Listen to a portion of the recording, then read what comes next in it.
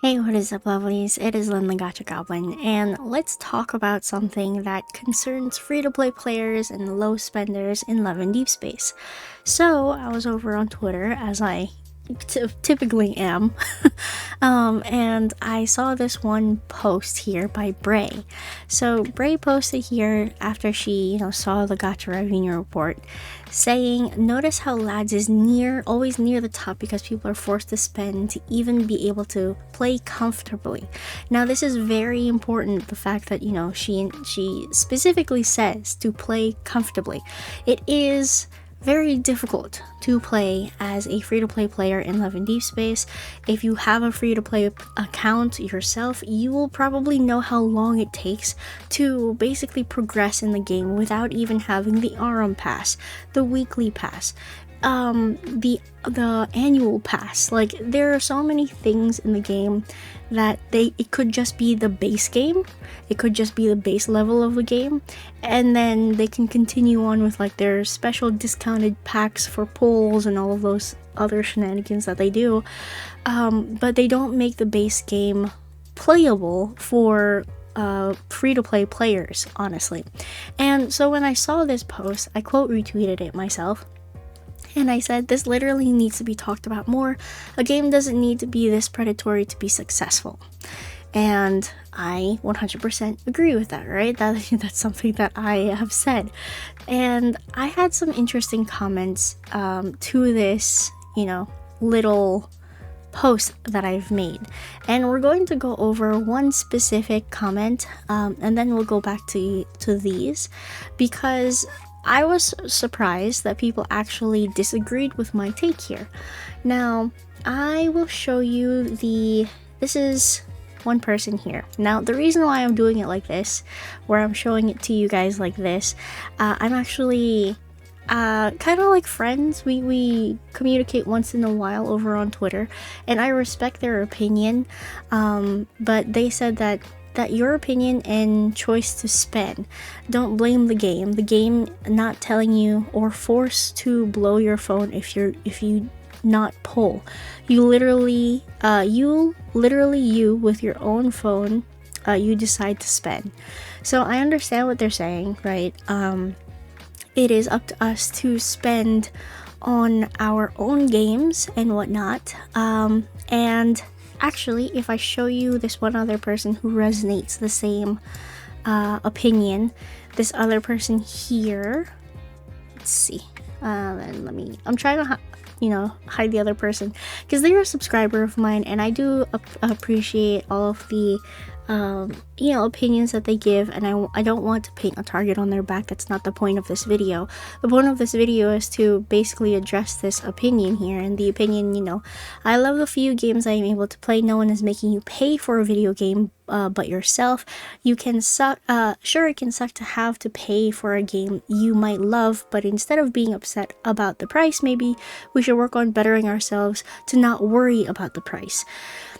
I have to disagree with this, because if Love and Deepspace was strategically created in order to make the base game playable for free-to-play spenders and free-to-plays and low spenders, then it would be of our choice. It would be a choice for us to spend.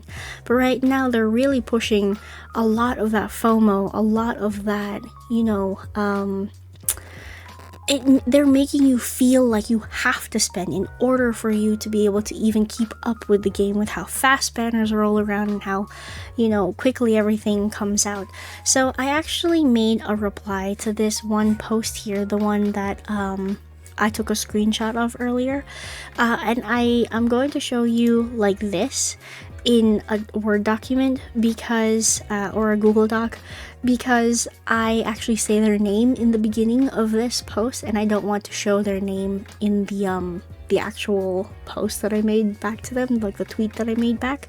So I'm going to read this out to you guys, and we're going to talk about this as we continue on. So then I said, what I really said was, hey, blank name. I'm sorry, but I'm going to have to respectfully disagree with you. Sure, it's not the game that's forcing you to spend, but info definitely makes you feel like you need to pay to play. Progression in LADs is so abysmal if you don't pay for anything.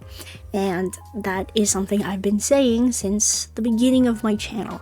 Now, again, if this topic is not something that you enjoy listening to, if this is not something that you like to face, then click off. Honestly, to be perfectly honest, this is the kind of content that I've been making since the dawn of my channel.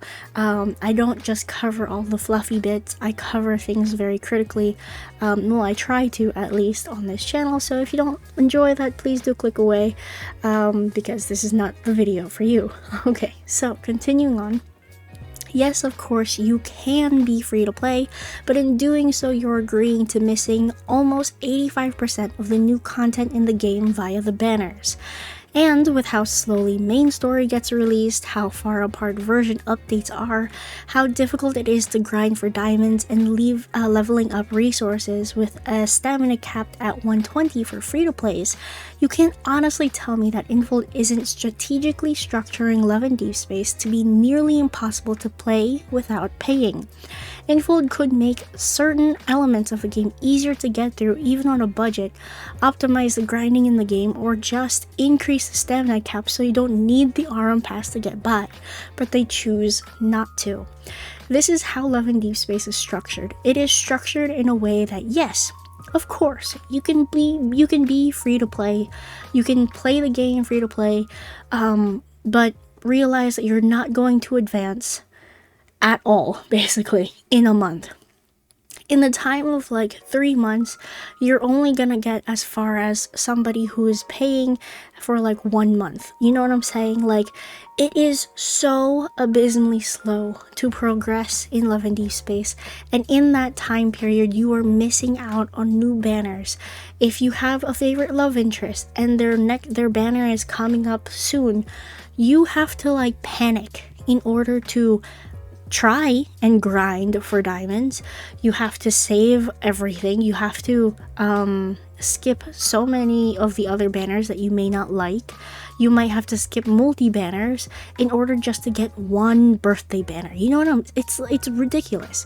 At least in different games like Honkai Star Rail, in Genshin Impact, or Weathering Waves, ZZZ, at least in those games, there isn't another kind of currency that expires. This is something that actually irks me the most about Love and Deepspace. They give you events that you can do in order for you to get pulls, which is fabulous. But those pulls are not pulls that you can save. They are pulls that expire and that are turned into Empyrean wishes and Empyrean wishes only, meaning that you will not be able to save those wishes even if, you know, you want to use them for a different banner. You know, other gacha games don't do that. And Love and Deepspace, Infold decided that they should do this in Love and Deepspace so that people will feel like they either, one, have to use those limited pulls on a specific banner, in fear of, you know, wasting their 50-50, or, you know, in fear of hitting pity early, or they let them sit there and they turn into blue wishes. Like, it's ridiculous that we even have the limited currency in the game, but that is a tool that Infold specifically is using. Ethereal Restart, a new gacha game that has come out, doesn't have that. The only other gacha game that I know that has that is Infinity Nikki, created by Infold. So you see where I'm coming from. They have their own strategies in order to make you like not be able to save any of your pulls, which is very frustrating. They give you free pulls even in like the redemption codes or the gifts that they give for like, what's that called? If the CN players hit, you know, a certain number on the charts or whatever, they top the charts. Those pulls are also limited pulls. They're not, you know, pulls that you can save. Okay, that continuing on, let's continue reading here. Free-to-plays can't even get far enough in the Senior Hunter contest or Deepspace trials because of number 1, how many 5 stars they have due to limited pulling because of lack of ways to farm for diamonds, and 2, how many memories they have leveled up due to getting crumbs in the bounty hunts. Even with the events that supply resources, you can at max focus on one love interest to get you through the difficult battles until stalactrum constraints make you realize, oh crap, I need to build these colors and companions, and the cycle continues. And look, I've done the math on how long it actually takes for somebody to level up a 5-star card completely, right? Now, I'm not talking about ranking, I'm just talking about getting it to like level 80. I don't know if I calculated up to Awakening, I forgot. But it takes, without the events, okay, without the supplementary, resources that they give us through events, it'll take you about 3 months. If you grind it every single day for, specific resources only, it would take you at least 3 months as a free-to-play player to level up your card. And that is one 5-star card. And you need 6 in battle in order for you to at least, get everything to level 80. And I'm talking only about 5-star cards. So that in itself is already very difficult. Because yes, okay, granted you get, the resources, the supplementary resources from the events, right? But that is also something that forces you to log in every day. That is something that you might only allocate to one love interest, which is fine. But once you hit that stalactrum constraint, right? When you realize that, oh, I need to build a team that has yellow. I need to build Xavier teams in order to get through these Deepspace trials. Then you have to dedicate your resources to a different love interest. And you're gonna be there like, should I do that? I want to raise my affinity with this guy. It's very difficult. And I'm coming from a place where I know how it feels because, number 1, I started off as a free-to-play player. I played free-to-play for about 2 to 3 months, or 3 to 4 months, I forgot. And then I got the RM Pass, and I was living off of the RM Pass, realizing that it doesn't actually help you in terms of, farming. And then I got 2 other accounts, both of them completely free to play. And eventually I dropped those 2 accounts because the grinding process is abysmal. Okay, it is crazy how hard the grinding is in Love and Deepspace, as opposed to different games. Okay, so let's continue on. Even if you aren't into the battle or the grinding aspects of a game, if someone plays Love and Deepspace and gets emotionally invested in the story and the love interest, then they're going to feel like they need to spend in order to get the new banner or card for their faves. And with how fast banners roll around with little to no drip marketing, it puts players into panic mode. This is the FOMO. I mean, thank God we have a reliable roadmap this year, but last year was a nightmare with all the guesswork that we had to do. So in this panic state, players then start grinding, and then eventually they hit a wall because of the stamina cap, or the memory levels, or the stalactrum, requirements for certain battles, etc. I've personally been there, so I know how it feels. I was free to play for nearly 2 to 3 months on my main account and completely free to play on 2 separate accounts that I've literally given up on because it's nearly impossible to progress. And buying the RM Pass isn't nearly enough to get you to a comfortable playing pace. That is exactly what I just said a little bit earlier ago. It is so difficult to be free to play. And you know what? God bless anybody who is a free to play player right now, because you literally have to be loyal to only one love interest in this game. And I don't know how you guys do it. I literally do not know how you guys do it. Okay, continuing on. Alright, so I actually created or came up with a like a solution. So now a solution. If Infold got rid of the limited Deepspace wishes in every event and switched them to either the equal value in diamonds or regular Deepspace wishes, then you'd hear no complaints from me, because that legitimately gives players upwards of 20 free wishes that they can save every time a new banner comes out. That's nearly 10 to 40 wishes every month that could help free-to-play players get the memories that they want. But again, Infold doesn't do this. Even if they were to give us 5 to 7 wishes that don't expire every single banner, that would be great. And Infold could still monetize off their special packs that they give out every banner. Now, Love and Deepspace is a gacha game. I understand that. It is inherently already very predatory. However, the way that Love and Deepspace is predatory towards their players right now is overly predatory. Okay, compared to other gacha games on the market, maybe because they have competition within their niches, maybe that's why they're not as predatory as lads, but it's absolutely insane to play, different gachas and experience the grinding systems differently in each of them. For different gachas like HSR, for Weathering Waves, and for Ethereal Restart, I have bought the daily pass that you just log in. I've bought those, the monthly passes, I guess. I haven't bought the battle passes in those games. I haven't, invested that much in those, but I'm able to just buy the daily pass and feel like that can sustain me, even though I'm not, somebody who plays very frequently, or I don't play for hours in those games. It is very difficult to genuinely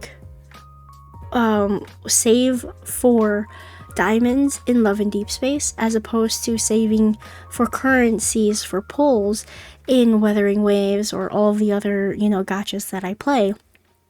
And it's something that I noticed when I first started playing Love and Deepspace, which is why I created, that very first video, like Love and Deepspace is bound to fail or something like that. I forgot the title of the video, but it was a deep dive into why I thought Love and Deepspace was incredibly predatory and the things that they could do to fix their base gacha game, because the base gacha game of Love and Deepspace is inherently extra predatory. Okay, it is extra predatory compared to other gachas, and I don't know how else to explain this to people.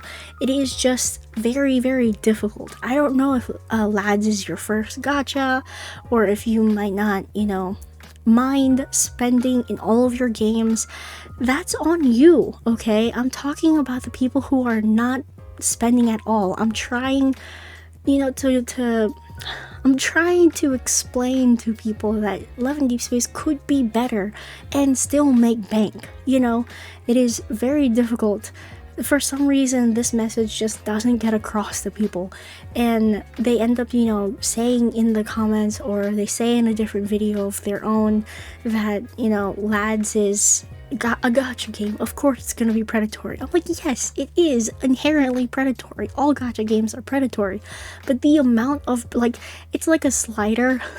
Like if you mix music, or if you record things, there's the volume, the intensity of how predatory things are, and Infold just pushes it to its limit.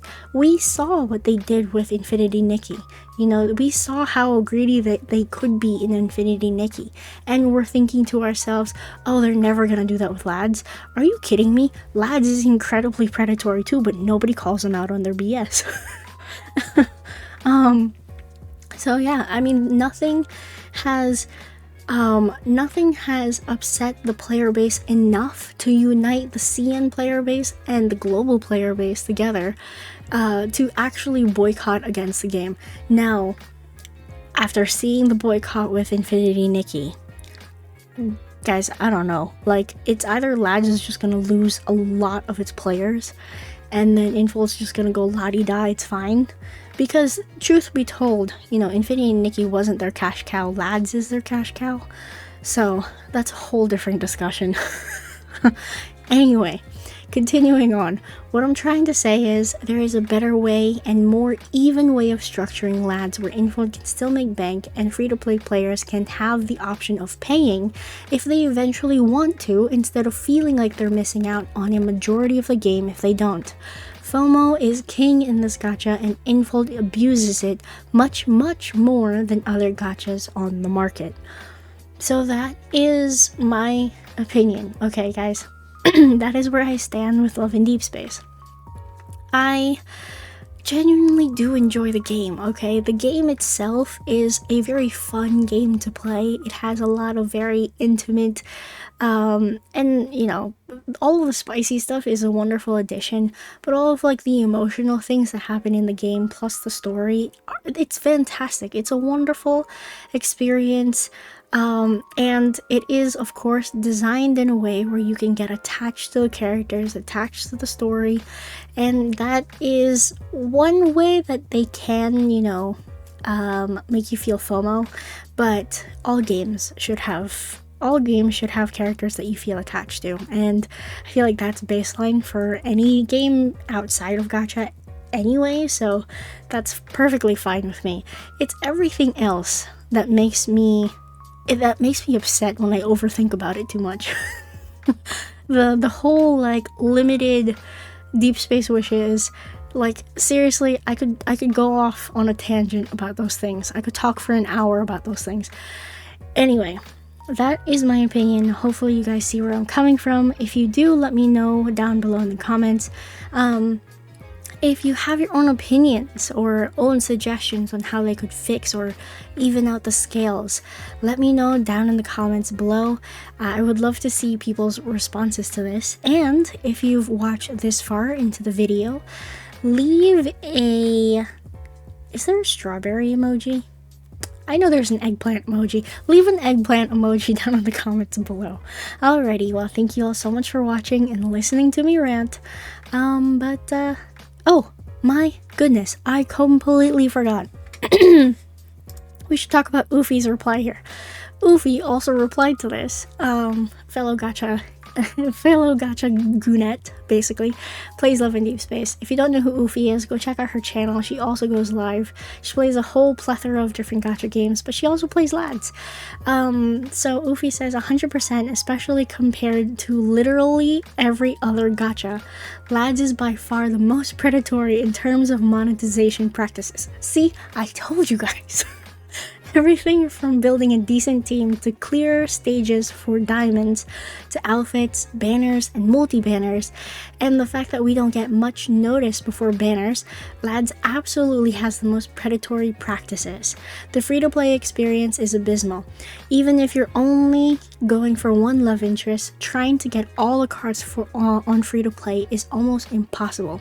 That's only for one love interest, let alone trying to build them all to clear hunter contests or orbits for more diamonds. Another excellent opinion by Uffy. One that I can stand behind. Alright, okay, that's where I'm gonna end the video. I just feel like, you know, it's just, I don't understand how people can just be like, it's your money, you get to spend it however you want. Some people just literally do not have money to spend, but still want to enjoy a game.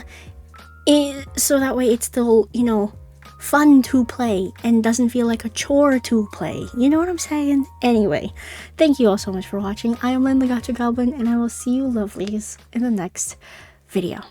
Bye-bye now.